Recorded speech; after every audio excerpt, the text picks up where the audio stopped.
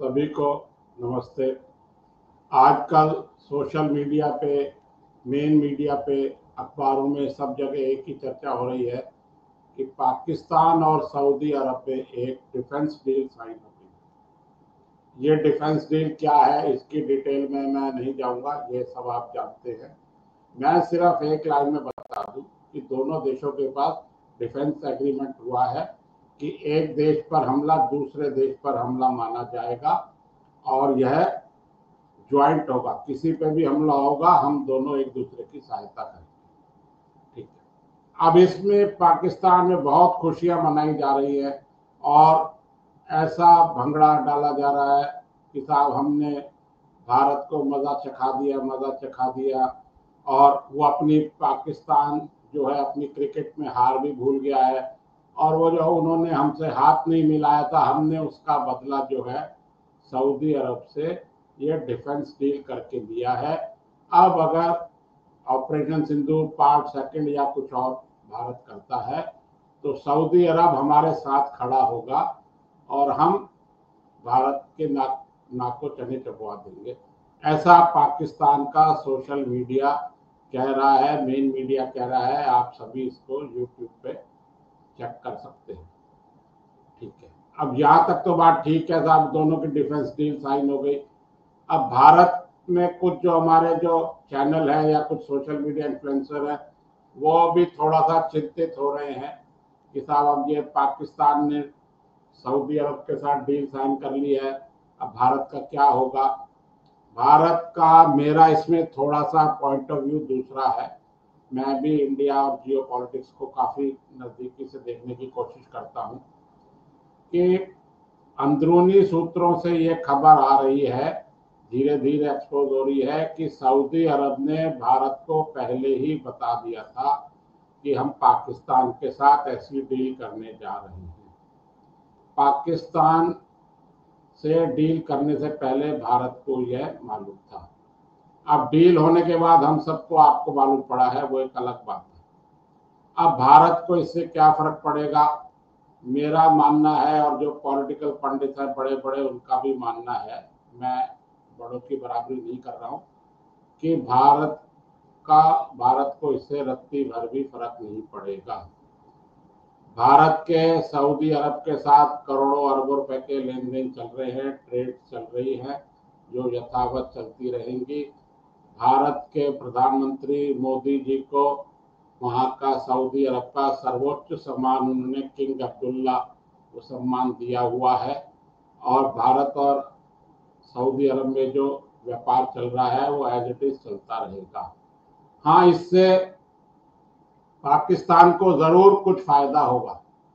फायदा ये होगा कि अब कभी भारत उन पे कुछ छोटी मोटी स्ट्राइक करेगा या बड़ी स्ट्राइक करेगा तो वो अफगानिस्तान में जाके रोने लगेंगे और वहां से उधार तेल अपना बढ़ा लेंगे, कुछ भीख ले लेंगे, कुछ ज़कात ले लेंगे। इससे ज़्यादा और कुछ नहीं होगा। अच्छा, अब ये सऊदी अरब ने यह डील क्यों की, यह मेन बात है कि पाकिस्तान ने करी तो इससे तो उनकी इकोनॉमी अच्छी होगी, वहाँ कुछ उनको पैसा मिलेगा, वहाँ की मिलिट्री की ट्रेनिंग के नाम पे, और कुछ वहाँ अपने वो फाइटर्स प्लेन उड़ाना सिखाएंगे। सऊदी के जो सैनिक हैं उनको, एयरफोर्स वालों को, उसके तो वो भारत से तो नहीं वसूल कर सकते थे, पाकिस्तान ज़रूर पैसे वसूल कर लेगा सऊदी अरब से। और सऊदी अरब का पहले ही पाकिस्तान पर बहुत लोन है और पाकिस्तान ने सऊदी अरब को बड़ी सफाई से, एक भाषा का मैं इस्तेमाल कर रहा हूँ, बड़ी सफाई से सेट कर लिया है। भारत के साथ यह सब संभव नहीं था। भारत के यहाँ भाड़े के सैनिक नहीं हैं, हमारे सैनिक देशभक्त हैं। मैं इसका एक थोड़ा सा अलग एग्जाम्पल देता हूँ कि हमारे, पता नहीं एग्जाम्पल मैच करता है नहीं करता, लेकिन मुझे लग रहा है कि एग्जाम्पल दिया जा सकता है। भारत के एक कलाकार हैं हिंदी फिल्म इंडस्ट्री के, नसीरुद्दीन शाह, जिनको भारत में अब रहने से डर लगता है। उन्होंने कहा था कि हम मुगलों की संतान नहीं है, हम अफगानिस्तान से आए हैं, मेरे जो बाप दादा थे वो जो है अफगान सैनिक थे और वो भाड़े के सैनिक थे। अगर सीधे शब्दों में कहा जाए, जो भी उनको पैसा देता था वो उनके लिए लड़ते थे। ऐसा ही कादर खान ने भी कहा है, वो भी अफगानिस्तान मूल के थे। अब कादर खान हमारे बीच में नहीं है, उन्होंने अपने इंटरव्यू में कहा है, विवेक भारती के साथ कोई भी चेक कर सकता है, यही कहा है कि वो सैनिक थे और एक बारी वो लड़ते भारत से लड़ने यहाँ आ गए और वो घायल हो गए तो यही रह गए। उसके बाद हम वापस गए, फिर हम यहाँ आ गए और अब हम बम्बई में फंस गए। ऐसा ही सलीम जावेद जोड़ी के सलीम खान ने भी कहा है कि हम अफगानिस्तान मूल के थे और उनके भी बाप दादा जो थे वो सैनिक थे। फ्री लॉन्सर, अगर इज्जत से नाम लेना है तो फ्री लॉन्सर, और अगर थोड़ा बेहयाई से नाम लेना है तो भाड़े के सैनिक। ये मैंने एग्जाम्पल दिया है, सेम टू सेम यही काम अब पाकिस्तान करेगा। पाकिस्तान पहले भी ऐसा काम कर चुका है। जनरल जियाउल हक के टाइम पाकिस्तान की सेना ने फिलिस्तीन में और जॉर्डन की तरफ लगभग 25,000 सैनिक मारे थे और वो सब मुस्लिम थे। अपने मुसलमान को मुसलमान ने ही मारा था और ये कोई बहुत ज्यादा पुरानी बात नहीं है, ये लगभग 45-50 साल पुरानी बात है। और कुछ लोगों को तो ये याद भी होगी, मुझे भी याद है कि पाकिस्तान ने भाड़े के सैनिक होना पहले भी काम किया है। तो पाकिस्तान अब एक तरीके से कह लें सिक्योरिटी गार्ड की उनको जॉब मिल गई है सऊदी अरब में, क्योंकि पाकिस्तान के पास पैसे नहीं है। अब इसी बहाने उनको कुछ पैसा मिल जाएगा सेना को। तो अब आप देखना, सेना को जब भी पैसा मिलता है तो ये प्रॉपर्टी खरीदते हैं दुबई में।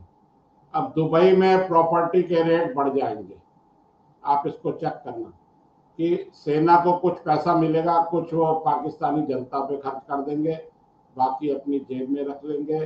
ये जो मुनीर वगैरह इनके जनरल हैं और सब बड़े बड़े ओहदेदार हैं, ये ऐसा दुबई में, लंदन में वहाँ पे प्रॉपर्टी खरीद लेंगे और वहाँ के प्रॉपर्टीज के रेट अब शूट अप होंगे। तो पाकिस्तान के लिए तो ये विन विन सिचुएशन है। उनको दिखाने को हो गया है कि हम उनको परमाणु बम भेज देंगे। परमाणु बम कोई सब्जी या कोई गधे नहीं है, जैसे पाकिस्तान गधे बेचता है, कि जो उठा के उन्होंने परमाणु बम जो है बेच दिया।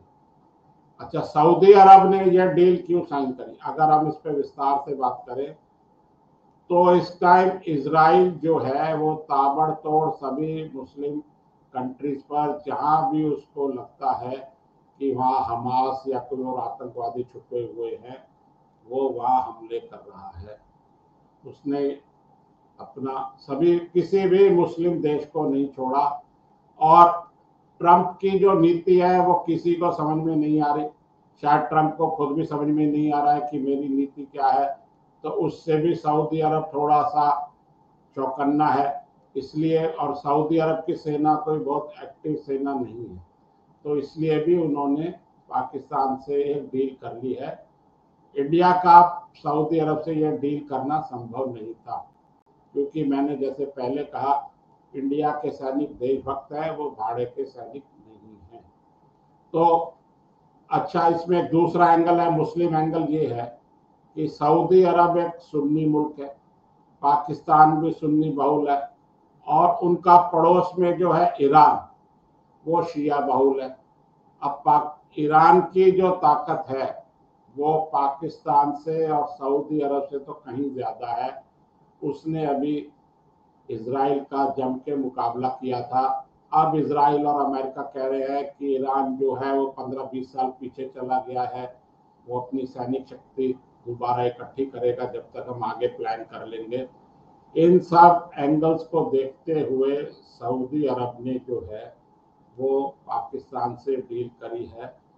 सऊदी अरब के पास पैसा बहुत है, वो इससे होगा क्या कि वो थोड़ा सा पाकिस्तान को और कर्जा दे देगा, कुछ उनको पेट्रोल, ये जो क्रूड ऑयल है, ये थोड़ा और उधार दे देगा, उधार की अवधि बढ़ा देगा, पुराना उधार नहीं मांगेगा।